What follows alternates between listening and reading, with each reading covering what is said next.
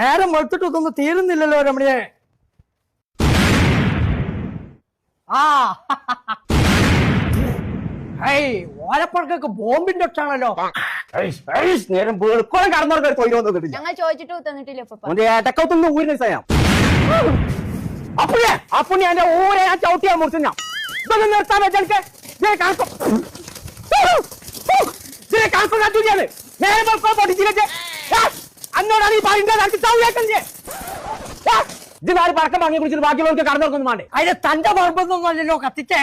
അപ്പുണ്ണിയെ ചേലക്കണ്ടത് ഒരു 10 റുപ്യ വാണത്തുമാരെ ചേട്ടൻ കെട്ടിയിട്ടാണ് വിടാൻ ഞാൻ മേപ്പെട്ട്. ഞാൻ താൻ പോടോ കുമ്മിണിക്കോയെ. കുമ്മിണിക്കോയാണോ? കൊമ്പക്കാർക്കോയെ. എടോ എടോ എടോ ഇത് താൻ തന്നോന്നല്ലോ.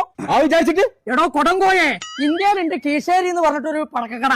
അടച്ച തമ്പുരാനെ, ഇന്ത്യയിലോ? അല്ല എടോ കീശേരിയിലുണ്ട് ഇന്ത്യ എന്ന് പറഞ്ഞിട്ടൊരു പടക്കക്കട. പടക്കക്കാരൻ വെച്ചിട്ട് എനിക്ക് ഒരു വെറുതെ തന്നിക്ക. അവര് ഉദ്ഘാടനത്തിന് ദിവസം കുറിച്ചത് നോമ.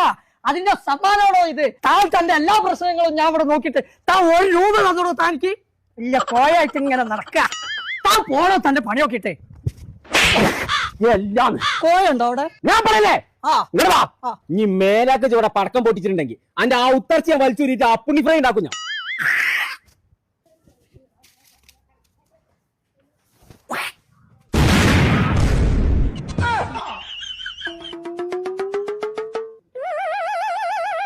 അനക്ക് ഞാൻ കാണിച്ചു തരാം. ഇന്ത്യ പടക്കക്കടിയിൽ നിന്ന് എനിക്ക് മാത്രം നല്ല സാധനം കിട്ടാ.